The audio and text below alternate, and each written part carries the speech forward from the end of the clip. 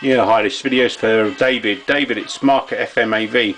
Okay, just to let you know that I've done your jukebox laser and it's all working as it should be. So basically what I've done is let me just turn it down, it's just a little bit loud. Right, so basically what I've done is on inspection, I've taken it apart, I've checked it, obviously it was DOA. I've cleaned the micro switches for you, or the micro switch. I've also cleaned the cogs. They were caked up with all the gum what someone else has put in there, I presume. It was an old laser in there, so it ain't been recent, I don't think. I've put a brand new laser in there for you. The cogs are nice and stiff, so they're all good, so you've got plenty of use on it. I've also checked your main board for the caps leaking or any swelling on there. You know, it's an old part. It looks good. So I don't see any reason why you shouldn't have many more years of fun out of this one.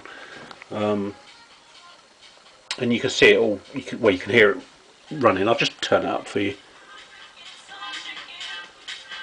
So you can hear it running there. So hopefully you're happy with this. And you've got a 6-month warranty on only the parts that I've replaced, okay, so I can't warrant anything else.